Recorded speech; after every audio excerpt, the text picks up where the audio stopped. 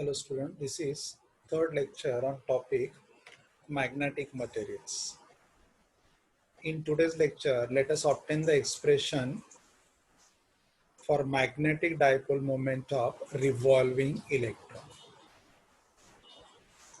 See, as you know, circular coil carrying the current is the source of magnetic field.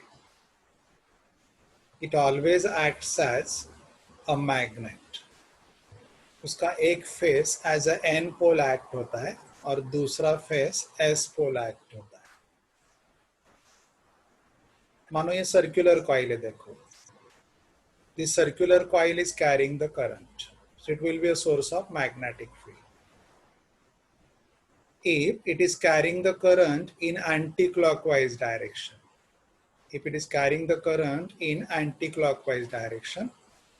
तो इसका एक face जो रहेगा front and back, one face will act N pole, second will act S pole. तो कैसे find out करोगे? मानो current कैसे फ्लो हो रहा है, एंटी क्लॉकवाइज फ्लो हो रहा है. तो do the thing, right hand के जो 4 फिंगर्स है, late 4 fingers of right hand follow the circumference in the direction of current. मतलब राइट हैंड के 4 फिंगर्स ऐसे circumference को फॉलो करेंगे so that the tips are pointing direction of current, ऐसे. And the thumb is then what? Normally outward. Thumb ऐसे ऊपर आ जाएगा, normally outward, right? So here turning fingers gives you the direction of electric current, और outstretched thumb यहाँ पे right hand के लिए anti clockwise के लिए upward है. The direction of magnetic field is normally outward. That is why front face acts as N pole and back face acts as a S pole. अगर current clockwise flow होगा, so when current is flowing clockwise, then what happens? Take right hand, 4 fingers of right hand, let them follow the direction of current clockwise. तो जो thumb रहेगा, it is perpendicular to the plane of circle या plane of paper and inward. तो 4 fingers क्या करेंगे? Direction of current represent करेंगे जो clockwise है, और थंब जो अंदर गया, it represents the direction of magnetic field. तो आप बोल सकते हो magnetic field is normally inward. तो उसका बैक फेस एन एक्ट होगा और फ्रंट फेस एस एक्ट होगा. This is how circular coil carrying the electric current behaves like a magnetic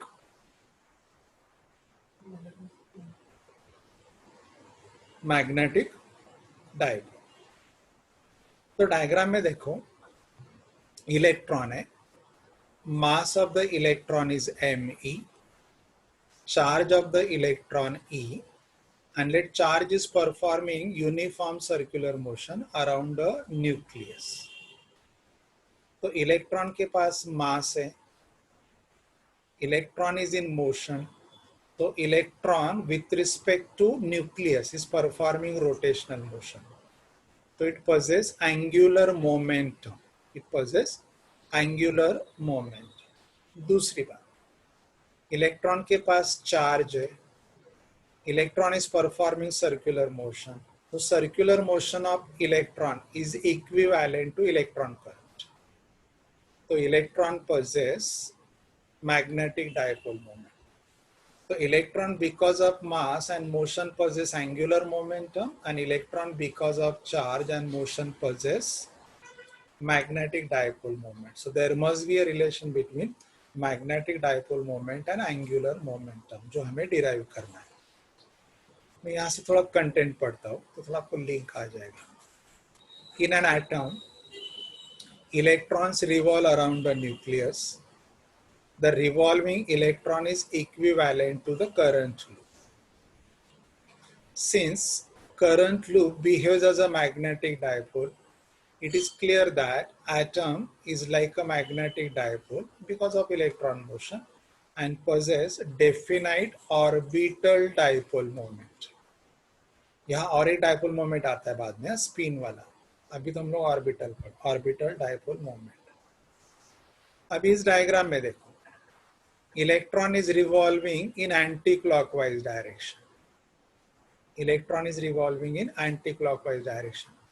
लेकिन ये हो गया motion of negative charge. This is the motion of negative charge. ये electron current है. आपको इलेक्ट्रिक करंट ऐसे उल्टा लेना पड़ेगा. So if electron is revolving anti-clockwise, electric current क्या लेना पड़ेगा? Clockwise लेना पड़ेगा. So what is the formula for magnetic dipole moment due to orbital motion? Is product of current and area cross section. तो magnetic dipole moment कितना आएगा? IA. Actually NIA होता है. N होता है number of turns, I electric current, and A is what? Area of each coil. Area of each coil होता है. या एक ही है तो हम लोग N कितना ले रहे हैं? 1 ले रहे हैं. तो ये हो गया मैग्नेटिक डायपोल मोमेंट. ध्यान रहे, मैं वापस यहाँ ले रहा हूँ. Here electron is revolving anti-clockwise, but electron motion is electron current. उसका अपोजिट में आपको इलेक्ट्रिक करंट लेना पड़ेगा.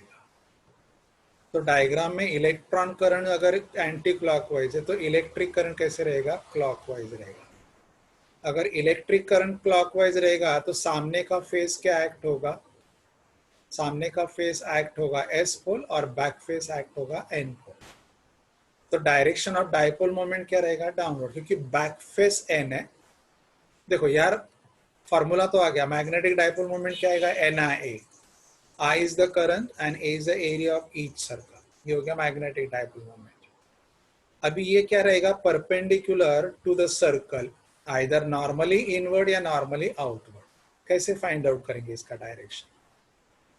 या देखो, यहाँ इलेक्ट्रिक करंट कैसे रहेगा? क्लॉकवाइज रहेगा ऐसे, क्योंकि इलेक्ट्रॉन करंट उल्टा है. ये इलेक्ट्रिक करंट क्लॉकवाइज रहेगा.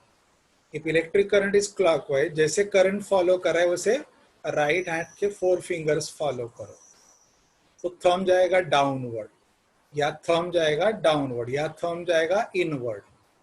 अगर थंब डाउनवर्ड जा रहा है, that is giving you the direction of magnetic dipole moment, क्योंकि उसका नीचे का फेस एन है, ऊपर का फेस एस है.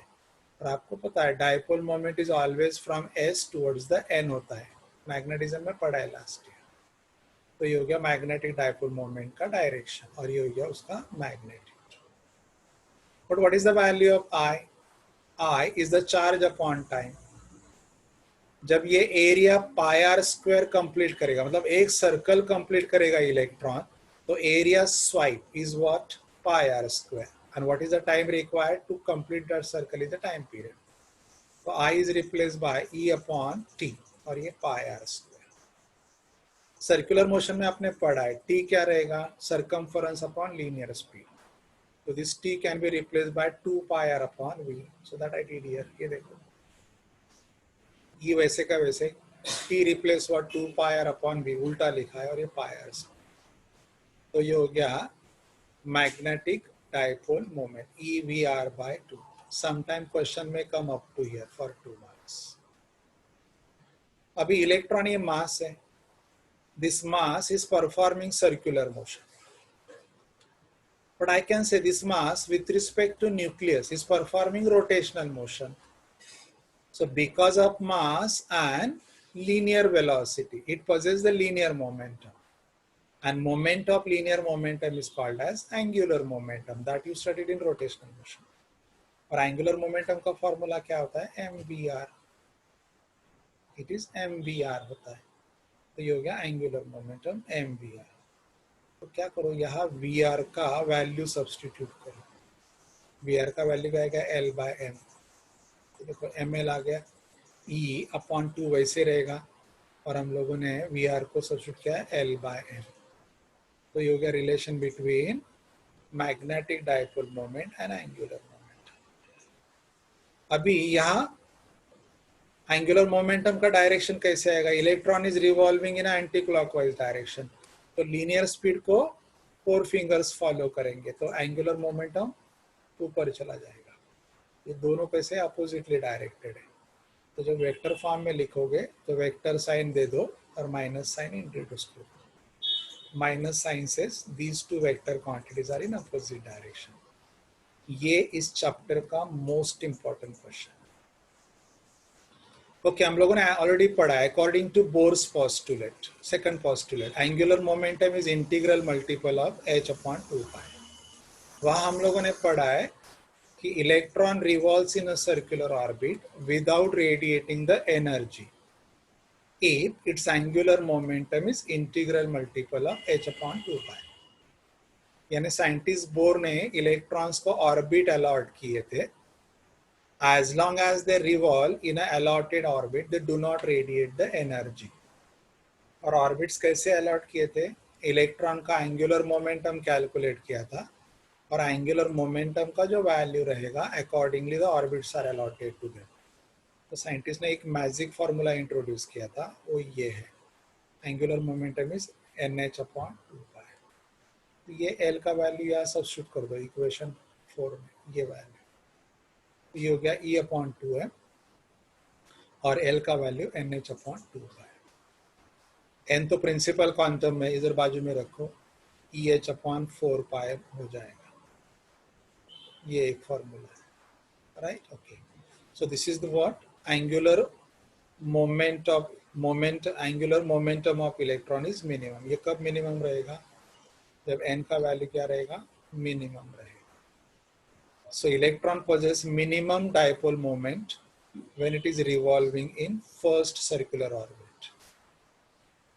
Thus angular momentum of electron, ये नहीं moment, angular momentum of electron is minimum when electron revolves in first orbit। ये वाला जब n1 रहेगा तो ये मिनिमम रहेगा, और जब ये मिनिमम रहेगा तो डाइपोल मोमेंट भी क्या रहेगा? मिनिमम रहेगा। और ये कुछ एडिशनल पार्ट है, बोर्स मैग्नेटम, ये अपने केमिस्ट्री में पढ़ा है। ये फार्मूला आपको मिला, मैग्नेटिक डाइपोल मोमेंट है EH अपॉन 4π है। E क्या रहेगा? इलेक्ट्रॉन चार्ज, सब्स्टिट्यूट करो, H प्लैंक कांस्टेंट सब्स्टिट्यूट करो, 4π ये value, mass of electron substitute करो, ये वैल्यू आ जाए।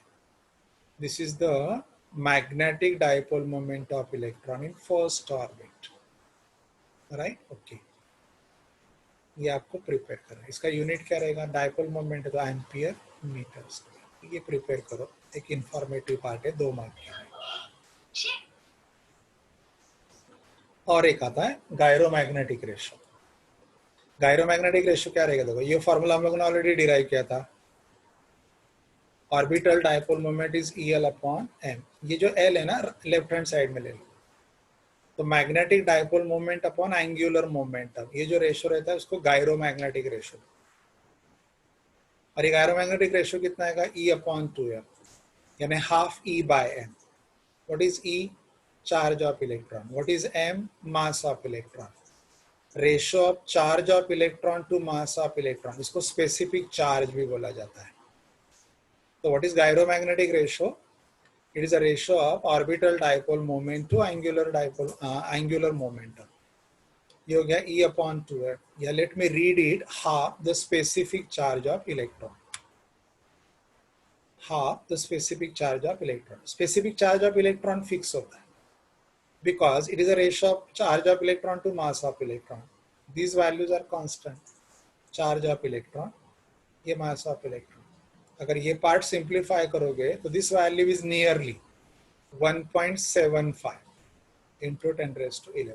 ध्यान रहे, ये वैल्यू हमेशा आपको याद रहना चाहिए, because it is a specific charge of electron. ये कभी नहीं बदलता है, फिक्स है। यूनिट क्या रहेगा? चार्ज अपॉन मास, तो कूलम पर किलोग्राम। तो हाफ। अब किसी ने पूछा MCQ में what is the gyromagnetic ratio of electron, तो आप बोल सकते हो कि ये half the specific charge of electron होता है। And if you know the specific charge of electron, 2 से डिवाइड करो, आपको गायरोमैग्नेटिक रेशो का वैल्यू भी मिल जाएगा। समटाइम MCQ में भी there only to write down the unit, to write the dimensions, to write the value. दोनों पार्ट इंपॉर्टेंट है, ये और ये दोनों, बोर्स मैग्नेटॉन भी और ये भी। ये मिनिमम एंगुलर मोमेंट होता है, ठीक है? Next time we'll continue with this chapter with a new topic. Thank you.